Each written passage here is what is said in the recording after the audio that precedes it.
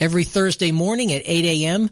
and listen to the Doctor's Lounge, where you get a private insight into the conversations that doctors have amongst themselves. Join us Thursday, 8 a.m. every week. You're listening to America's Web Radio on the AmericasBroadcastNetwork.com. Thank you for listening.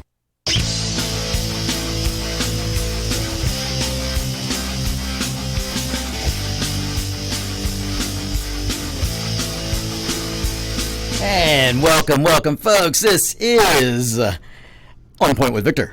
I am Victor Armendariz.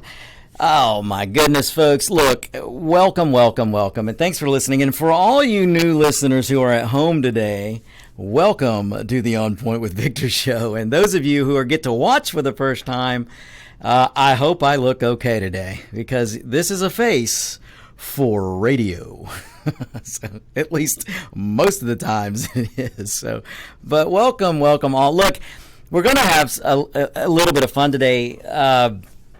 We are here. We are live here at America's Web Radio Studios. At least two of us are going to push through and persevere today. Look, folks, I joke, and you guys heard me last week talk about some of the overreaction and thing that's going on. And look, you've got to keep a sense of humor in some of this. So don't get mad at your friends, and tell your friends not to get mad at you when you may. Sometimes dealing with some tough situations involves humor, and that keeps things grounded, I guess, in a way.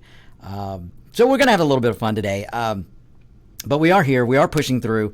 But those of you who are having to stay home, and you're having to work from home, and all these precautions are being taken, look, don't get mad. You hear me say this all the time when you're discussing things with Democrats or liberals or socialists or even establishment Republicans or never Trumpers. Don't get mad. Don't get angry. You hold up your point of view, and you use the facts and everything, the research that you've done, because I know many of my listeners do their own research, which is great. Everyone should. But when a liberal or a Democrat or a socialist or an establishment never Trumper starts to call you names, walk away. Don't worry about it. Laugh at them. Smile, walk away, and say, when you're ready to have a discussion, then this discussion can resume. So in the same way that we're having, in many ways, an overreaction. And I'm not saying, look, I don't want to minimize what's going on with the Wuhan virus. Folks, let's face some facts. It is a very highly contagious virus, more so probably than the swine flu in terms of contagions, but not in terms of death and the number of Americans that had it and the number of hospitalizations. We have not even become to reach the numbers of the swine flu, which is why last week, we went over on a special show, on my normal show, and then a special show, we went over and over the differences and the numbers from 2009 to 2010 with the swine flu. And I asked you guys, look up, go YouTube or do some Nexus Lexus search on the news stories that were coming out during the swine flu. Folks, I mentioned this before. I'm not going to rehash it, but just to put things in perspective, I told you guys last week, and you can look it up for yourself. President Obama, the Obama administration, the Biden Obama administration, as Biden likes to call it, it took them 6 months to issue a travel restriction or any travel restrictions. You had officials from the administration saying, by no means should this be a panic. You had administration officials from the Biden-Obama administration saying that we don't need to close borders or restrict travel. That's not who we are. You had them saying things like that, while at the same time, we were getting up to 60 plus million people infected in the United States, almost 300,000 hospitalizations in the United States, and over 12,000 deaths in the United States. That was from the swine flu. Now you compare that to today. Today we have, oh my goodness, I'll pull it up in a minute, folks, and I'll give you the number, but it's 100 and I believe 80 something thousand cases in the world. So here in the United States, the cases are I think we're up to 1,000-something cases, with the majority being in California, New York, and the state of Washington. Just the fact that President Trump, the Trump administration, shut down flights from China in January.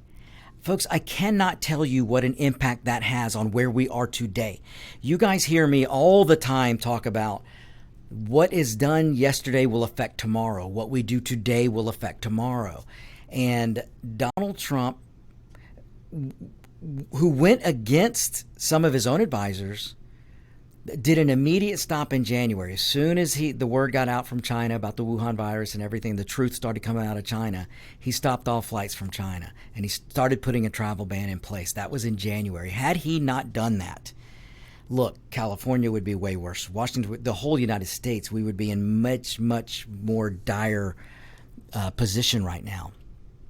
So, I guess what I'm trying to say is credit should be given where credit is due. And if you are going to, and I'm talking to those in the media, if you're going to treat this different than you did the swine flu just because there's an R in the White House, then shame, shame, shame, shame. Because you're not hurting the R in the White House. You're hurting the very people that you Democrats always say you care about. And that's just the truth. That's just the facts. So for once, it would be nice if we could drop the partisanship, if we could drop this D and R crap and actually face a pandemic. Let's actually give credit that we've got a hold on this so far. Now, could things change? Of course they could change. But right now, we should not be talking through the lens or the megaphone of politics or politicians. We should be looking at this from Americans. And when we unite, I've told you before, when we unite and stand together as an American family, there isn't one force that can take us down. Not one, including a viral outbreak. So right now, instead of the media trying to figure out a way to use this against Trump to take him down, which has been their goal for 3.5 years, it's been the Democrat dream for 3.5 years, is to figure out a way to take Trump out. Rather than continue with that line, why don't we pull together and let's say, okay, what we've done here is good. What the administration did here is good. Now, how about we do this? Maybe we should do this. Let's come together and pass this. That is the kind of cooperation that we need right now. The last thing we need right now is a bunch of politicians passing a bunch of spending bills that have nothing to do with the viral outbreak. I'm sorry, writing a big check and holding generations and generations and generations of Americans and putting them in debt because you see a crisis that you don't want to let go to waste. That's politics, folks. That's politics. And you know, do me a favor if you want to fact check me on this. Do a little Google search or a YouTube search on a name of a guy called Rahm Emanuel. Rahm Emanuel. I'm not even going to tell you much about him. I'll tell you he's a Democrat. Look him up. He let the cat out of the bag years ago when he said, and I cannot remember from memory of the exactly where he was when he said this, but you can find it. You can find it on YouTube. You can find it if you do a DuckDuckGo search, or you can do a Google search. But Rahm Emanuel, look him up and just Google or DuckDuckGo, Rahm Emanuel, crisis. Don't let a crisis go to waste. This man actually said that you should never allow a good crisis go to waste. So don't allow, this is what we as Americans need to stand up and push back against. We should not allow politicians to run rampant with a crisis. And what I mean by that, we cannot sit down and let liberties and freedoms be trampled in the name of a crisis. We cannot sit down and allow politicians to run through programs that they could not pass yesterday, but they think they can pass tomorrow because of the crisis today. We cannot allow that. And if you look up Rahm Emanuel, you're going to see where he said, you should never let a good crisis go to waste. All those things that you couldn't pass or you thought you couldn't pass, you need to pass during a crisis. He said that. You can look it up yourself. Just like I said, look it up, Rahm Emanuel. Crisis don't go to waste. And you'll find what I'm talking about. So what we need to avoid right now are letting politicians in the middle of the night run through big spending bills so that we can saddle generations of Americans to come with more and more debt in the name of a crisis. Now, I am not saying we can't come together and battle this crisis, because I think we're doing a pretty good job so far. I already mentioned the Trump administration, what they did in January. Now, is there a little overreaction in some states? Does every state in the United States need to close down every restaurant? No. But out of an abundance of precaution, is it going to be okay for the next 2 weeks for us to spend some time at home?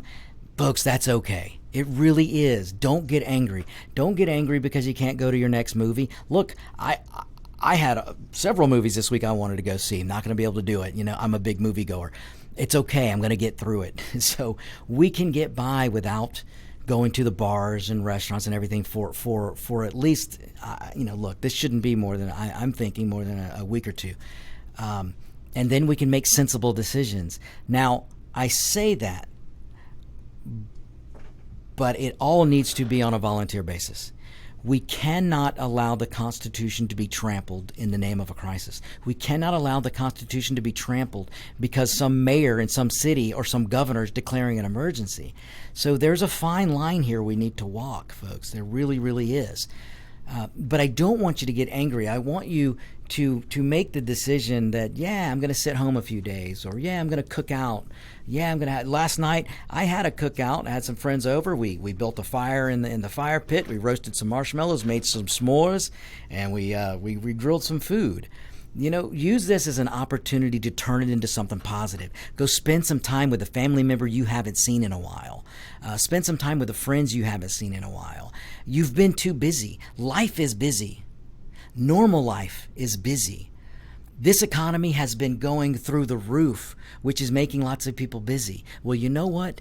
Now you're going to have about maybe 15 to 30 days to sit back and reflect a little bit and turn this into a positive thing where you can spend some time with the people you haven't been able to spend time with. Take some time, reach out on the phone, talk to somebody you haven't been talking to for a while. This is also a great opportunity to help your neighbor. Look, there is nothing more powerful than an American helping an American, a fellow American helping a fellow American. That is conservatism. The media is not going to tell you what conservatism is. The Democrats aren't going to tell you what conservatism is. But when we get down to brass knuckles, real conservatism is helping the neighbor. So you can use this as a chance to, opportunity, check on your neighbor, check on some friends. We can turn this into a positive thing. We really can. And folks, I'm telling you, we're going to be past this before you know it. Okay. We are going to have to take a break. Now, going into this break, I'm going to tell you this. When we come back, I'm going to go into a few things about some of the things that are happening. We'll get into some stock market things. We'll get into some economy things. We'll get into making social distancing hip. We're going to get into we're Americans. So you hang tight. We will be right back. This is On Point with Victor. This is America's Web Radio. Want to give your family or loved one the perfect gift? Then go online and check out the TornadoBodyDryer.com. I love mine and the warm heat air massage it gives me after my shower. The Tornado Body Dryer is super. You'll love it, and you'll love having one in your shower. Hi, I'm Dr. Mike Karuchak. Join me and my co-host, Dr. Hal Schertz, every Thursday morning at 8 a.m. and listen to the Doctor's Lounge, where you get a private insight into the conversations that doctors have amongst themselves. Join us Thursday, 8 a.m. every week. If your health insurance premium is more than your mortgage, Ellen Deal with Ideal Solutions is here to help. Whether you're a small business owner, individual, family, or baby boomer, email MAGA45CAG@gmail.com and I'll respond with 3 easy questions to help you determine if you can get away from Obamacare. As a 20-year veteran of the insurance industry, I'm here to help with all your insurance needs. Email Ellen Deal at MAGA45CAG@gmail.com. You're listening to America's Web Radio on the AmericasBroadcastNetwork.com. Thank you for listening.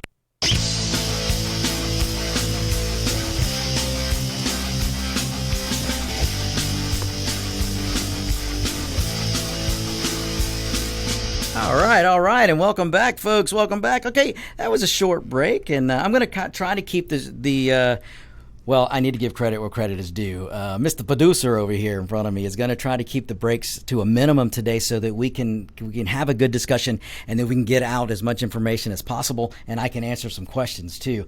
I do have a listener. Of course, my computer just went down. I do have a listener. Luce, if you are out there, go ahead and call in. We may have some I'm just going to go ahead and tell you we may have some technical difficulties today because we're a little understaffed.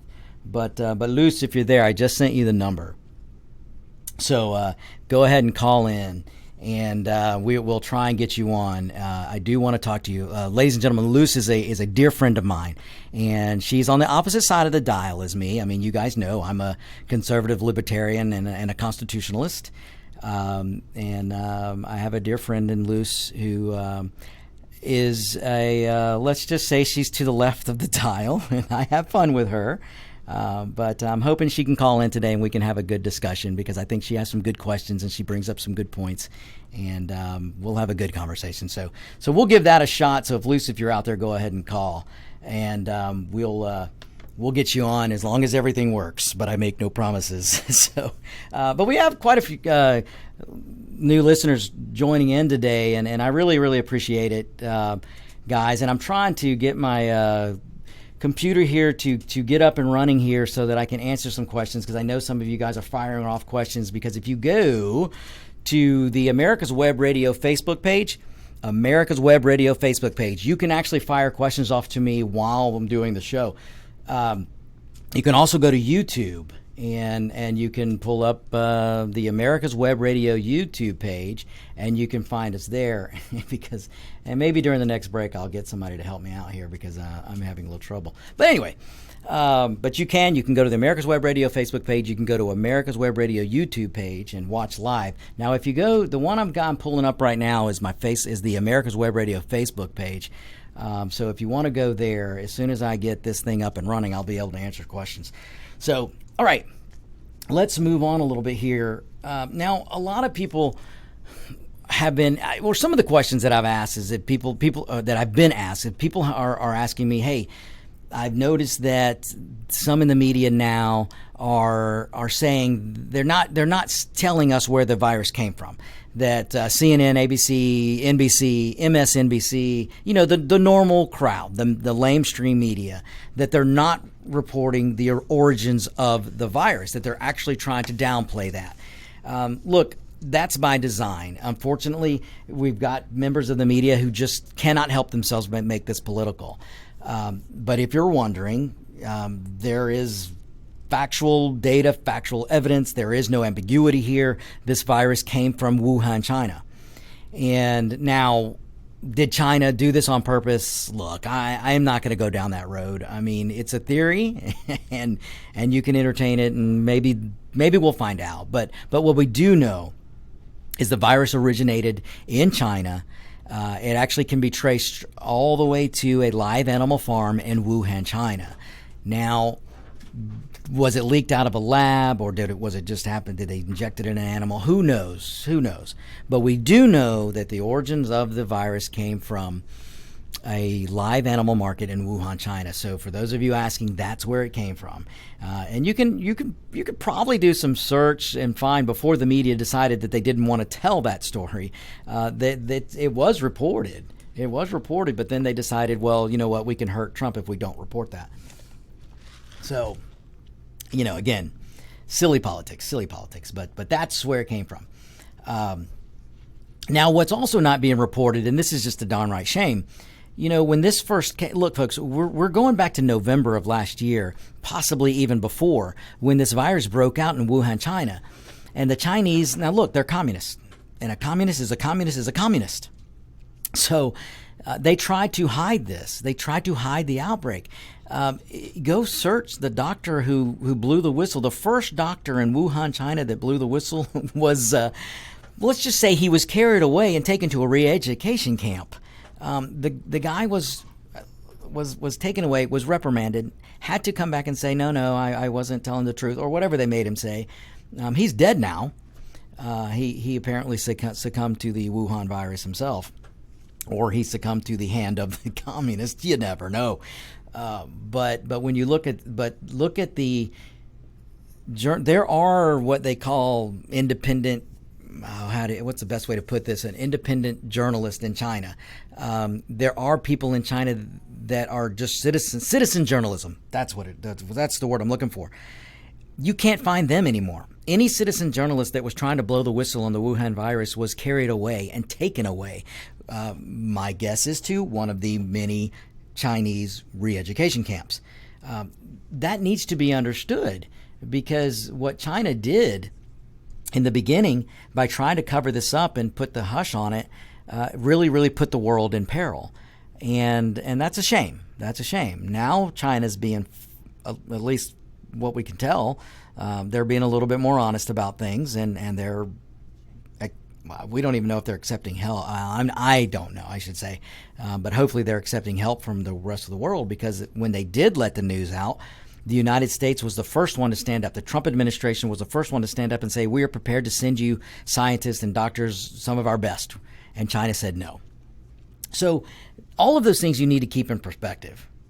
Because those are things that have happened. And the reason we are here today where we are today is because of things that happened in the past, and the way China handled this in the beginning, which was awful. Now seems like China's got a handle on it. They have, you're going to hear talk about getting on the other side of the curve, and what the scientists and the governments and the CDC and everybody, what they mean by getting on the other side of the curve is that you're going to plateau with the number of cases that are being that are being found every day. You'll plateau, and then those cases will start coming down. And then we'll start reducing the number. That's getting on the other side of the curve. That's happening in China. It's happening in South Korea. So that's a good thing. That's a very good sign too, because it shows that this can be controlled. And when the right things are done, you'll hit the plateau and you'll start down on that backside of the curve. So there's proof of this. Now, I was asked, why is Italy having a hard time? Why is France and some of these other countries? Look, Italy's having a hard time because of open borders. I'm sorry, that's just a fact. Italy didn't do a travel ban. Italy didn't do anything. They were letting people stream across their border, and now look what happened. You take, folks, look at me. Okay, if you're not watching, listen to me. If you have a contagion, if you have a highly contagious disease like the Wuhan virus or COVID-19, and you know what? While I'm at it, let me deviate for a second. I think last week I was using my own logic and made an assumption that the 19 meant that was the number of corona strain, and it is not. The number 19 means that the corona strain was founded in 2019. So just want to make that correction because I don't want to give any of you guys wrong information. So anyway, so the Wuhan virus, the COVID-19, if you take something like this virus, which is very, very, very contagious and easily spread, and you add that to an open border situation, and you add that to a very big population, what do you think is going to happen? It only takes patient zero or a patient zero to come across the border and infect one, because one becomes 2, becomes 4, becomes 8, becomes 16, becomes 24, and so on and so on. That's what happened in Italy. And then you couple that with socialized medicine. Italy has exactly what your two Democrats are and the whole Democrat Party is proposing today. They want to take us to what they call a single payer healthcare, which is government control over healthcare. Italy has it, ladies and gentlemen. Italy has it. And look at the trouble they're having. They cannot keep up with the viral outbreak. They don't have the hospital beds. They don't have the treatment facilities. And you know what they're doing? They're rationalizing healthcare. And you know who's losing? The elderly. Now, who is the Wuhan virus the worst on? The elderly. So who's dying in Italy right now? The elderly. And what's happening in Italy with their government-run healthcare? The elderly are going to go first. Why? Because the elderly aren't producing in society anymore. The elderly aren't proficient enough to create a tax base to support the healthcare system. So when you ration healthcare, which every government system will do, you're going to knock out the people who aren't producing. And folks, the elderly just doesn't produce a tax base anymore. So that's what you're seeing in Italy. If you doubt me, if you're one of the Democrats out there that's doubting me, go look it up. Go look up the healthcare system in Italy. And we don't want that here. So we just don't want that here in the U.S. And that's the road we're on if we're not careful with who we elect. So that's the answer to the Italy question that I had. And then, we'll get into some more questions here too. But I want to talk a little bit. I want to put your mind at ease for the stock market. Despite what the Democrats want everybody to know, and despite what the media, hopes you don't figure out, is, everyday America is involved in Wall Street. Wall Street isn't just a bunch of fat Democrats up there with their hedges and hedge bets and everything, because that's the other thing I'll tell you, folks, is 90% of Wall Street is Democrat. They're in bed with Democrat politicians. Sorry, but it's just true. So, but there are everyday Americans are in the stock market. If you have a 401k, you're in the stock market. If you have an IRA, you're in the stock market. If you have these different kind of savings plans with the 401ks and different work-sponsored savings plans and other plans, you're in the stock market. You don't have to be a millionaire and a billionaire, as Bernie Sanders likes to say, millionaires and billionaires, to be in the stock market. So all of you should be concerned with what's going on with the stock market right now. And let me put you at ease, because the decline in the stock market right now is an artificial decline. It is a decline because of a viral outbreak. It's in decline because of uncertainty. If there's one thing that the stock market doesn't like, and that's uncertainty. So what you're seeing is a decline because of uncertainty, because of the virus. But once we get a handle, which I think we're definitely got a handle on it, and it's going to get better. Once that news is out, and once people see and feel assured that, okay, the virus is on the decline, you're going to see the stock market. I sound like my dad. You're going to see the stock market rebound quicker than it's ever rebounded. I'm telling you, it's going to be hysterical. So sit tight. Don't make a lot of rash decisions. The worst thing you can do is go to your 401k and start making changes. The worst thing you can do is go sell off. Don't do that, folks. Sit tight, because everything that you own that's in the stock market is going to come roaring back. Trust me on this. Trust me. I'm not just pulling this out of my nether reasons. I have history to back me up on this. It happened in 2009, 2010 with the big Obama recession and the crash of the market. It all came back, and it will, folks. It will come back, and I don't care if it's an R or a D. Now, yes, we're going to be in a better situation because, frankly, because the Trump administration and President Trump is not a politician. He may have an R by his name, folks, but Donald Trump's not a Republican, and he's not a Democrat. That's going to actually help us. So just rest assured. I mean, I'm trying to calm or put a sense of calm over you is what I want to do right now, or in that segment. Okay, so we're going to have to go to another break here. And this is going to be a short break. It's going to be a short one. And when we come back, I'll get into some more. I'm going to have to get into the two oldest, whitest men who are representing leading the Democrat Party. So we're going to go to politics next, folks. So you stay tuned. You're listening to On Point with Victor and America's Web Radio. If your health insurance premium is more than your mortgage, Ellen Deal with Ideal Solutions is here to help. Whether you're a small business owner, individual, family, or baby boomer, email maga45cag@gmail.com and I'll respond with 3 easy questions to help you determine if you can get away from Obamacare. As a 20-year veteran of the insurance industry, I'm here to help with all your insurance needs. Email Ellen Deal at maga45cag@gmail.com. Perhaps you are struggling to cope with the disease of addiction. If not, you probably know a family member or friend that needs help in battling the cravings and the personal and professional damage done by the effects of drugs or alcohol. Get a pen and paper and be ready to write down the following. These are the issues that the trained staff at the Atlanta Healing Center address and treat every day. Their doctors and counselors with over 40 years of practice in the field of addiction can treat the suffering individual in a thoughtful, compassionate, and experienced manner and guide him or her along the path to recovery. So call 770-696-9862 and speak to a knowledgeable staff member about how you or your loved one can be helped to enjoy a better and healthier life. More information is also available on the website at www.atlantahealingcenter.com.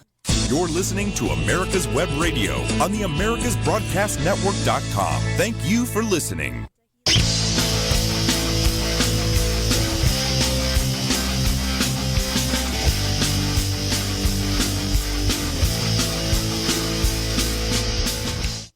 And ladies and gentlemen, we are back. I did just have a listener, so let me put this out there because I don't want to give you any bad information. I did have a listener point out that it's a great time to convert to a Roth if you can afford the taxes. So take that little information there and thank you. And I'm not going to give out the caller's name. I mean the listener's name, But yes, if you it's a great time to convert to a Roth if you can afford the taxes. Oh, taxes! Don't get me started. So, all right, folks, I want to do something real quick. Because just let me do this.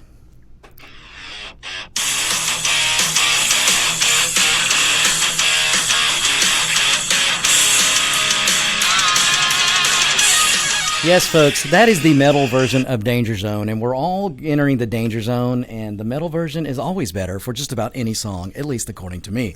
So, all right, so let's get into. So I also look, I love it when listeners engage, so I try and take as much time as I can to point out listener engagement. So I had another listener point out that the other night, if you were watching I think it was the filming of Grumpy Old Man's 3, I believe that was what we were watching on Sunday night, the so-called debate.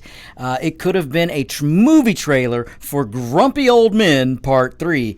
But so I had a listener to just point it out that on that stage the other night, Bernie Sanders was trashing what he calls Big Pharma. Now, if you've ever heard Bernie go off on the Big Pharma, I mean, it's quite funny because it's a lot of healthcare is a human right, and the Big Pharma companies, we must break them up. Government got to control. Must put the government in control of healthcare. This is what you're going to hear Bernie Sanders say. So this listener pointed out that Bernie wanted to just basically destroy the pharmaceutical industry. Ladies and gentlemen, where do you think vaccines come from? Where do you think treatments come from? Where do you think the R&D, the research and development is done? It ain't done in government. And if you're depending on government to do that kind of research, and if you're depending on government to come out with the best treatments and the best vaccines, you're out of your freaking mind. Because the number one stuff that comes out in the medical field comes out of the United States because of competition and because of research and development, because of money that the private sector can put forth into these treatments. Look, let me take you back to 2009, 2010, the Obama administration and the swine flu. Let me take you back when that vaccine was being developed. Folks, when that vaccine was developed here in the United States, they couldn't test it here because of the red tape and the bureaucratic government mess. They had to go to Australia. We developed the vaccine here, went to Australia to test it, and then brought it back here. Now, how many lives were lost during the swine flu because of the bureaucratic red tape? When you have a private company that says, we have a swine vaccine, and the federal government says, well, you can't test it here. And the Obama administration said, you can't test it here. Instead of saying, you know what, we're going to cut the red tape, test away so we can save lives. Oh, no, they didn't do that. They said, nah, you can go find somewhere else to test it. So the country of Australia stepped up and said, hey, come test it here. So the swine vaccine was developed here, tested in Australia, and brought back here. That's needless, ridiculous time caused because of government red tape. So, look, folks, I know I sound passionate, but I'm not mad. I'm just right. And that's what's happening here. So, okay, we've got, the phone call. The phones have been going nuts, and you guys have been great coming in. So, I think we're going to be able to take a call right now. So, I believe we're going to go to the phones right now, and I believe on the line, if I'm getting the correct information, is Larry Gauze. Larry, are you there? Okay, Larry's not there yet. As soon as you're there, Larry, you just start talking. And then we'll, again, folks, this is live radio, and sometimes everything doesn't work the way it should work. So, but anyway, let me get back to this. So here we have this grumpy old man or grumpy grandpa debate the other night on Sunday. I do want to touch this a little bit. And Larry, when you're there, just speak up. Can you hear me now? Oh, I got you, Larry. I got you. All right, perfect. So, Larry, thanks for calling in today. And I apologize. Sometimes we just have a little bit of technical difficulties here, but it sounds like we got everything going now. So for all the listeners out there, we're going to welcome Larry to the show. This is Larry Giles. And Larry, I was just talking about some of the differences between the Obama administration in 2009, 2010 in regards to the swine flu and how the media reacted then versus now. And one of the things that happened in the Obama administration is when a virus was created, a vaccine was created, they wouldn't allow testing to be done in the United States. They had to go test in Australia and then bring it back here. And you compare that to now, where I know Donald Trump has already dropped all red tape, and there's already testing going on now for a COVID-19 drug. Vaccine. The states he's doing it, though. Also, he's letting the states run it. And he's letting the states run it. So Larry, first of all, how nice is it to have a president that respects the 10th Amendment? Because that's what should be happening. The states should be taking the lead on many levels. But the fact that he's letting the testing already, here we are, let's say January, February, March, 3 months into this, and he's allowing testing already on a vaccine.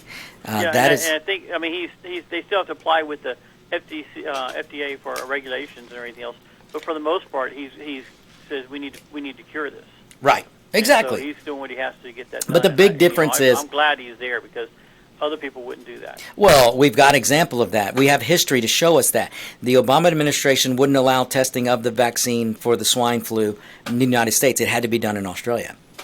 So we're already seeing differences there. But we'll move on a little bit from that, because one of the other things, Larry, I was just getting into was the grumpy old man debate from Sunday night.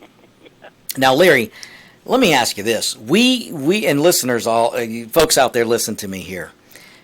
We have been lectured, Larry, for how long from the Democrat Party that we can't make advancements unless it's a person of color and unless it's a woman, or, all this diversity first message that's been coming out of the Democrat Party. Yet the two guys leading that party right now are the oldest, whitest millionaires that I think they could find. And that's who's running this party. You've got Socialist Sanders, and I'm going to probably forget my name, Biden. And these are the two guys, again, the oldest, richest, whitest guys I think the Democrat Party could find. So, Larry, how can we take them serious when they talk about diversity? Well, for me is, why am I going to listen to people from the government like that who allow thousands of people to live in filth in San Francisco and L.A., and they're going to say, oh, but we know best. And so I think that's where we got to just look at that. These are the people who Biden for 40 years got everything wrong. Even his own Secretary of Defense, I can't remember the guy's name, it's going blank on me. When he was asked about Biden, he put in his book that Biden got everything wrong for 40 years. So why am I going to listen to him now? Well, that's a great point. And I've been, Larry, you and I, we've known each other for a while.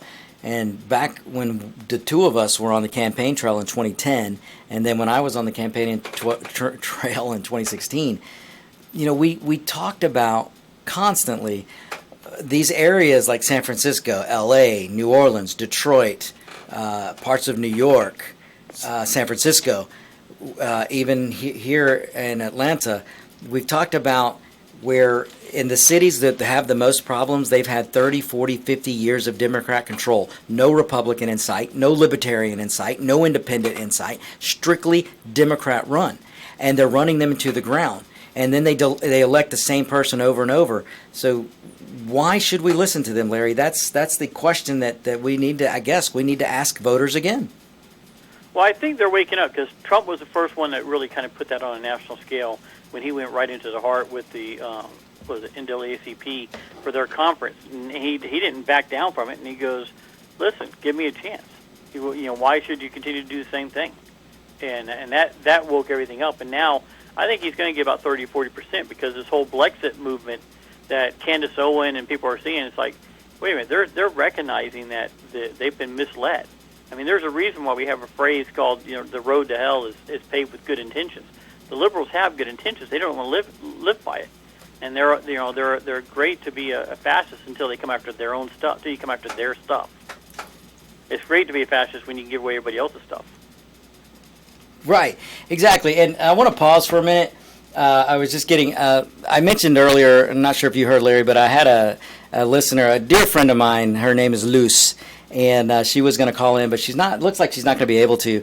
But I just want to say this real quick. Look, folks, I just want to use this as an example. Luce is a very good friend of mine. I've known her for years. She disagrees with probably everything I say, but she's having a hard time right now in her own life. I'm not going to give away too much, but I want to take a chance to wish her the best because I was hoping to be able to talk to her today because I haven't talked to her in a while. But Luce, if you're listening, stand strong. I know you're going through some things, and I really, truly, truly wish you the best. And I look forward to more spirited debate with you, and we're going to do it on air sometime because I think the listeners would have fun. Because look, folks, Luce is, again, dear friend of mine, a very smart, very, very smart lady. We disagree on just about everything, but she's very smart. And so we'll get you on again, Luce. Don't you worry. And I also want to welcome a new listener. I have another good friend who's listening, Larry, and she's actually from, I believe she's from Russia. And I have a feeling she might disagree with some political views, which I don't understand because, Russia ain't exactly freedom friendly. But I won't get into too much because I don't want Paulina to kick me off the soccer team. So she just happens to be my soccer coach. But anyway, so Larry, let me, just to get back into some of this, let me point something out that happened in the debate the other night. So again, we have the Democrat Party who is telling us right now that the only way to survive a viral outbreak is to elect an old white guy. And this is coming from the party of so-called diversity. So Sunday night we had the debate, Larry. And Larry, now correct me if I'm wrong, but I believe this might be the first time that... Okay, I can't hear you right now. Dogs are barking and you're kind of fading out on me. They're not. If you're fading out, maybe I can get the Mr. Producer to pull us up and do some sound things. But you let me know, Larry, if it's getting better or worse.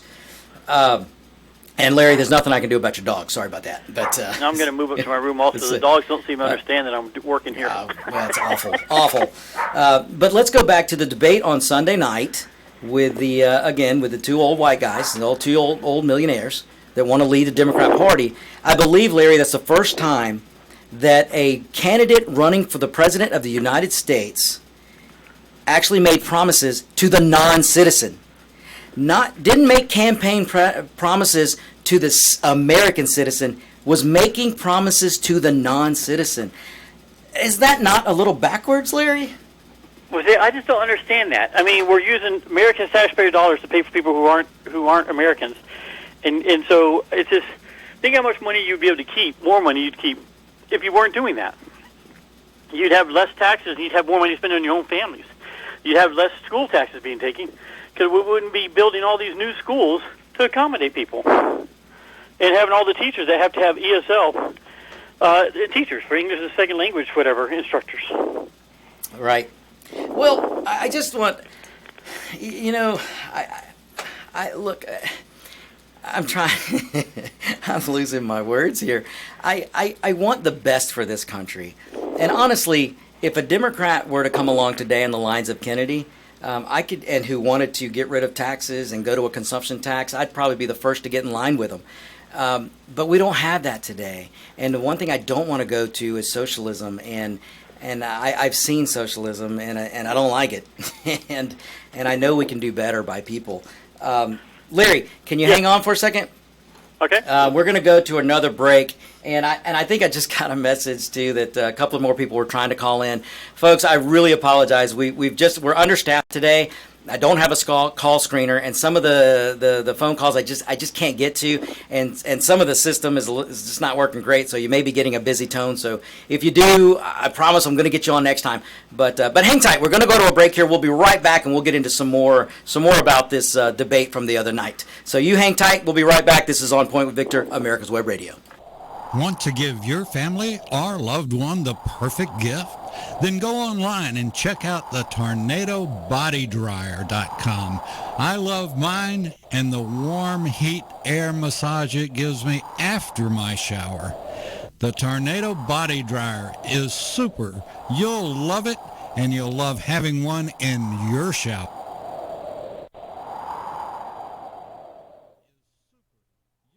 Get your pen and paper ready. If there's a move in your near future, I'm here to tell you that the folks I used and now recommend is Around Town Movers. Timothy and the guys recently moved me, and I am and was totally satisfied with a sometimes not so fun experience moving. Call Timothy at 770-378-4708 and make it a good move and a good experience. Around Town Movers for that local or cross-country move. Timothy, Around Town Movers, in my opinion, are the best. That's Around Town Movers. Call. You're listening to America's Web Radio on the AmericasBroadcastNetwork.com. Thank you for listening.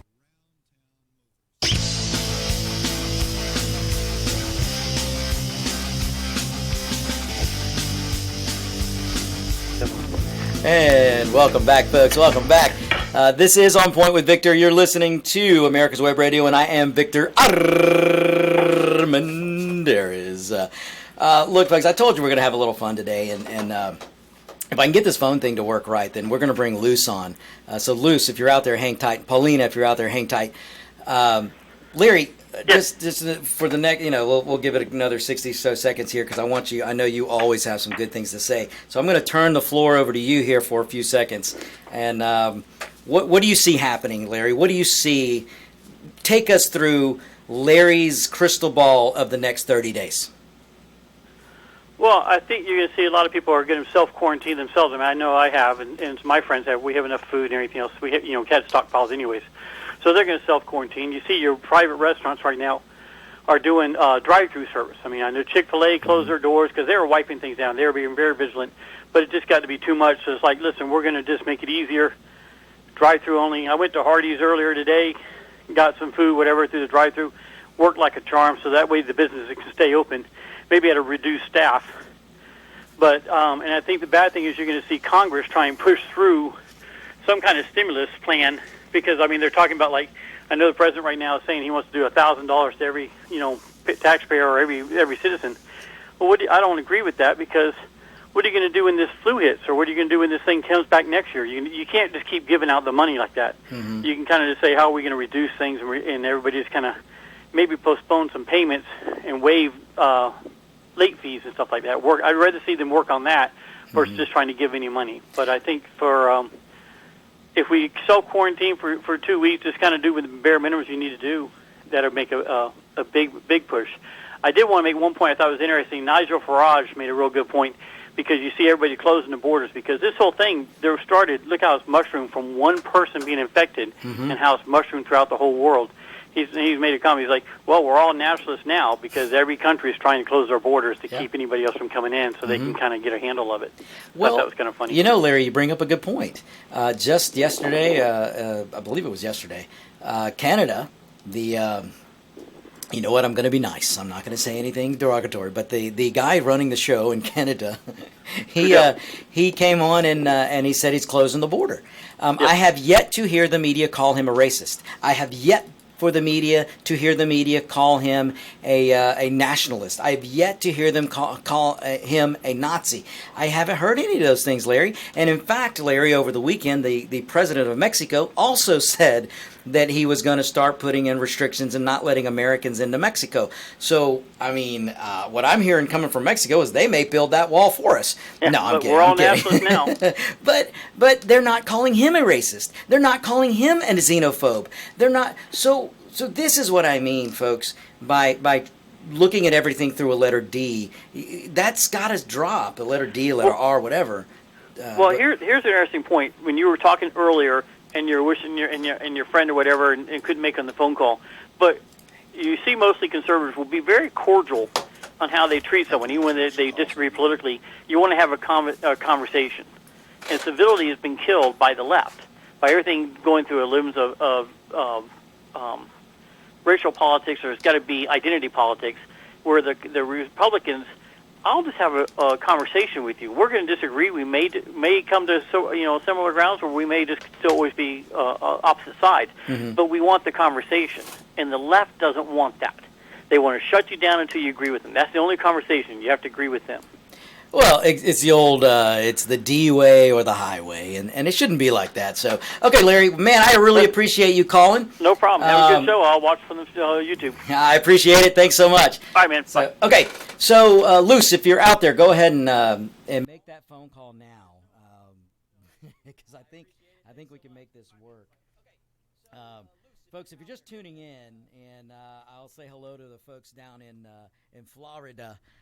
We've got some good folks down there who I think missed the first 30 minutes of the show. So, look, every Tuesday, it's On Point with Victor time. So, but now I have great listeners in Florida. And if you missed the first 30 minutes of the show, you can always pull it up on your podcast. In fact, you'll be doing me a favor.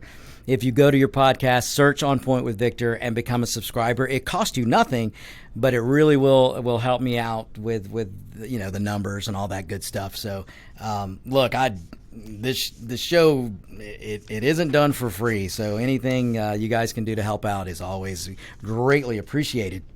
So, what can we get through next? So we're hopefully the person I mentioned earlier will be able to call in here shortly, and we'll get to that.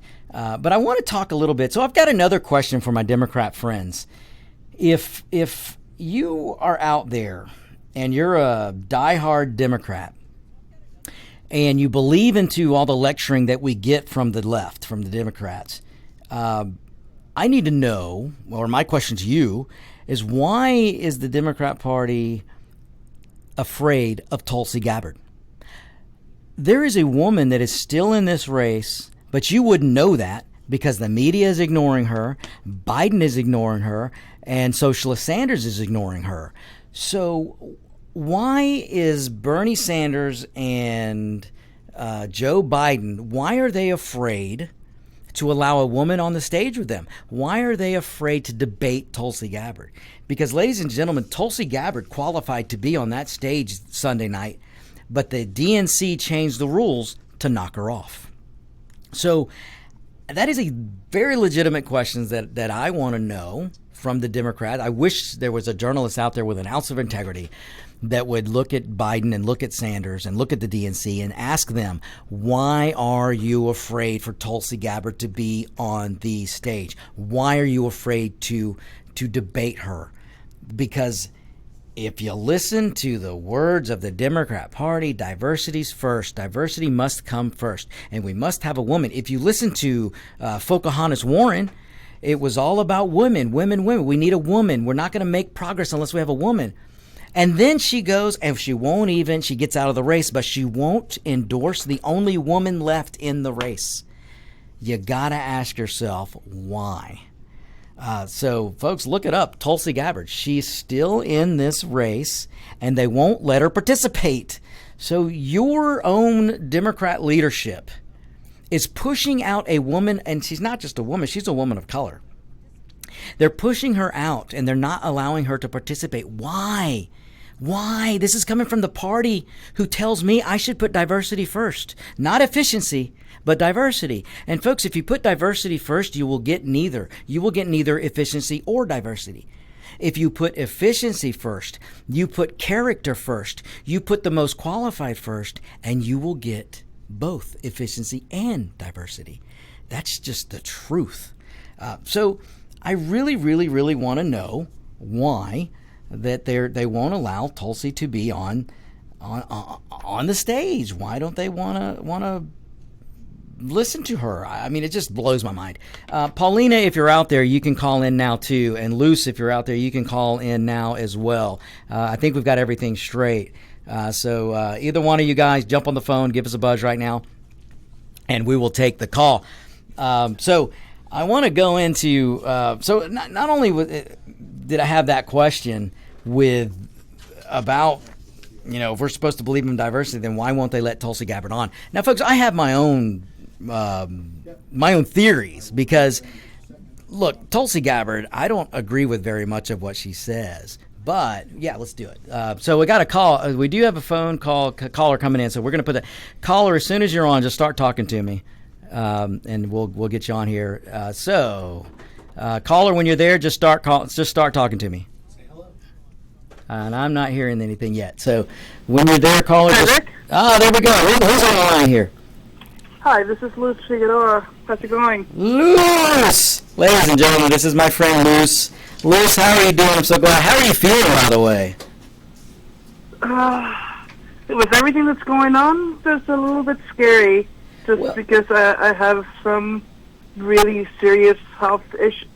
You are very susceptible. Scared of getting this thing. Right, you are very susceptible because of the situation you're in. So tell me that you are doing everything to protect yourself. You got basically the only place I go is to the doctor's office when I have appointments, and that's it for the last 2 weeks.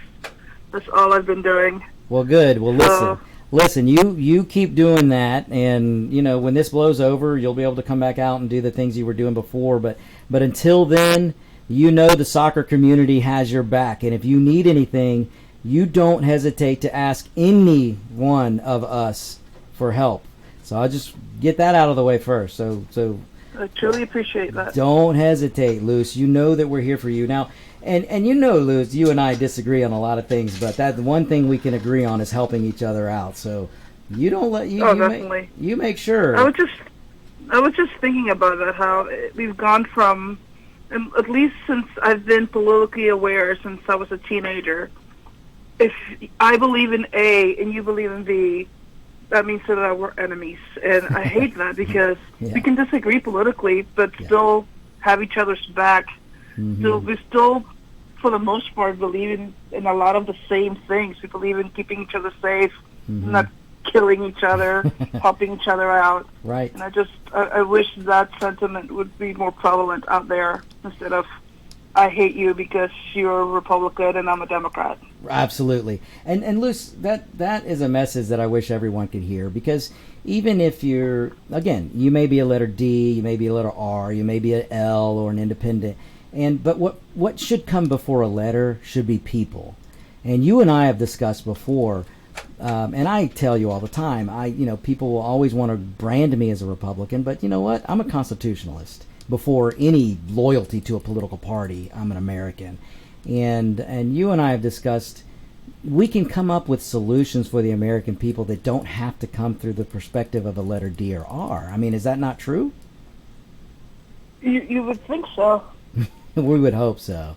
But we're so entrenched in our beliefs now that it doesn't seem like we can do anything out of it. That's the one good thing that seems to be coming out of this that I've seen so far, is that people are finally coming together and putting politics aside to actually do something good for the people. And you know what, Luz? That is 100% true, and that's started off the show with hoping that we could get together more, drop the politics, and because Luz, if we stand together as Americans, we're pretty powerful. And just as a soccer team coming together can be pretty powerful on the field, we as Americans can be powerful when we stand together. So you're right, Luz. You're absolutely right. Well, Luz, we are unfortunately at the end of the show. Listen, I want to have you on again because I want to get into some discussion about a little bit of politics, like what I was talking about with Tulsi Gabbard and things like that, with the Democrat choosing the two whitest dudes. Luz, you take care of yourself and hang in there. And will you call back? Can we schedule maybe next week or something? Certainly try. All right. Well, that's the end of the show. I hear the music. We are out of here. Thank you so much, Luz. Thank you, people, for listening. Stay tuned for Locked and Loaded with Roger B. You're listening to America's Web Radio on the AmericasBroadcastNetwork.com. Thank you for listening. Get your pen and paper ready. If there's a move